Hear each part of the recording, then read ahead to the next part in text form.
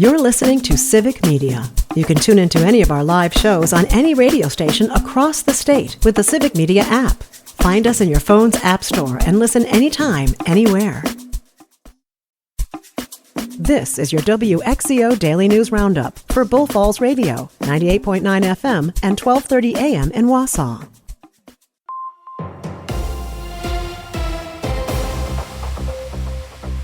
For WXCO News, I'm Brittany Merlau. Wisconsin Senator Tammy Baldwin has introduced legislation that would allow Americans to import prescription drugs from Canada. The goal of the bill is to lower the prices of those medications and increase access for consumers. They're also hoping that the bill will create more competition in the pharmaceutical market, forcing companies to lower the prices of similar prescription drugs in America. The bill has some bipartisan support from Republican Senator Chuck Grassley of Iowa. And former Wisconsin State Representative Katrina Shankland will be the next executive director of Rust Belt Rising. Shankland worked to increase access to affordable health care in rural areas, and she supported farmers with water quality and conservation. As executive director of Rust Belt Rising, Shankland will work to train Democrats and provide research and programs to rising leaders in the Midwest.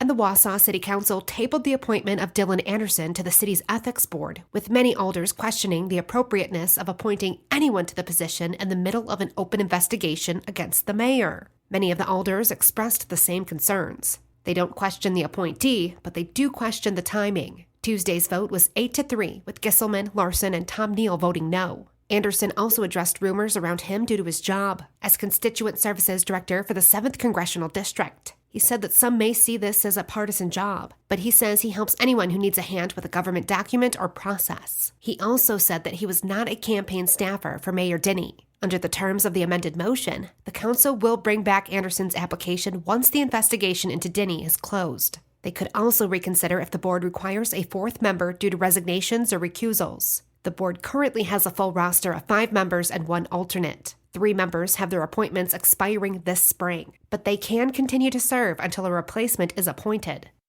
Congressman Derek Van Orden, as well as all of Wisconsin's Republican representatives, voted in favor of a House budget resolution Tuesday. The measure passed by 2 votes, with all House Democrats voting against it, and all but 1 Republican voting for it.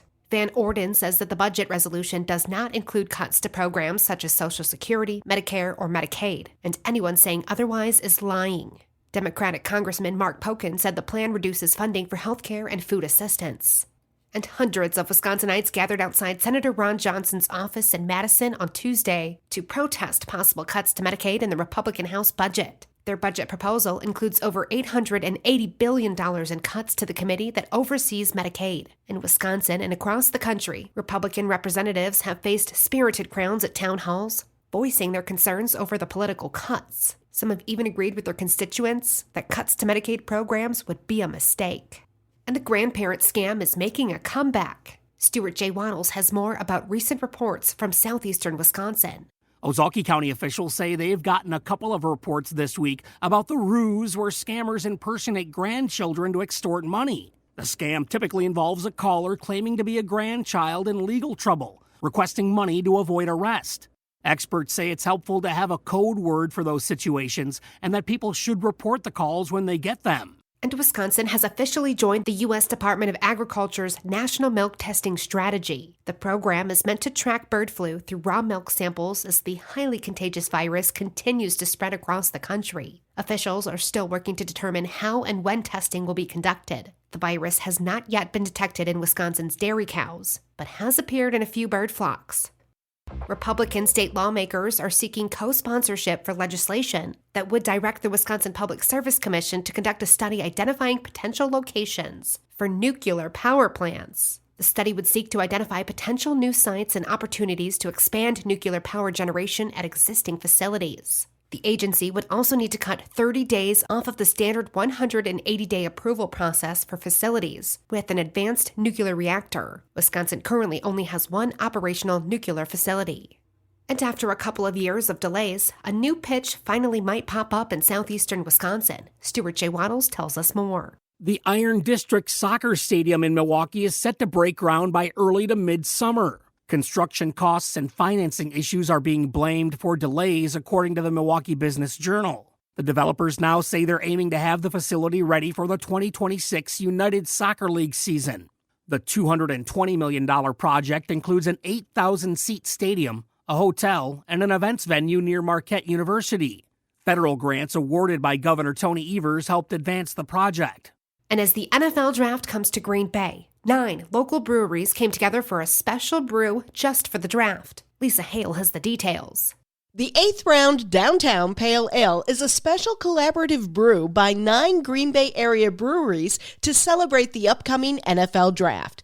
Mary Rhodes with On Broadway said the beer will be a big part of the special events planned for Draft Week. I think with the Touchdown Downtown events that we're doing, we're really trying to give certainly locals, but also all of that influx of visitors, really a taste of Green Bay and a taste of Northeast Wisconsin. And a big part of that certainly is the local craft beer that we make here in Green Bay. The special brew will be available at the Draft City Music Fest and at local breweries.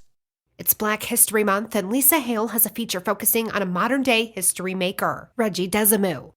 Immigrating to the United States from Haiti in 2009, getting an education, and discovering that his true passion lay in the food of home, Reggie Desamu created a business that celebrates his Haitian heritage, making him a modern-day history maker for Black History Month.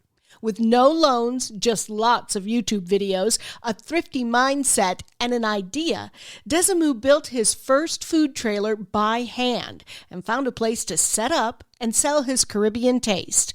Haitian food like pickles, jerk chicken, garlic pork, and fried plantain. They actually gave me a chance because nobody wanted to take a chance on me with that little creepy looking trailer. Then the pandemic hit. People started supporting small businesses, looking at the little guy, and I got a little bit of attention from COVID. People were helping me. I'll have people buying sandwich for $7. They'll tip me $100.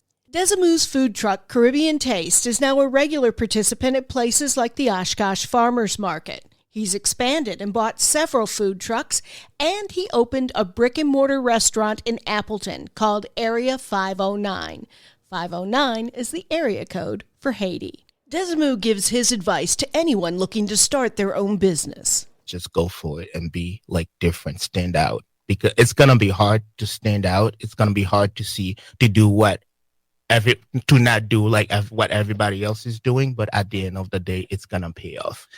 Reggie Desamu, Haitian immigrant, businessman, Black history maker. For Civic Media News, I'm Lisa Hale. The Packers willing to trade. Hi, I'm Mike Clemens with sports from the NFL Combine in Indianapolis, where it's been reported the Packers are taking offers to trade away defensive back Jair Alexander. He was a first-round pick for the Pack in 2018. Green Bay has not drafted a receiver in the first round in over 20 years. Why not? GM Brian Gutekunst. You know, it's funny. It's never been like a philosophical thing we've talked about through my time in Green Bay. It's never been something, hey, we don't want to take wide receivers in the first round. There's certainly opportunities we've had that we thought that was going to happen, and for whatever reason it didn't.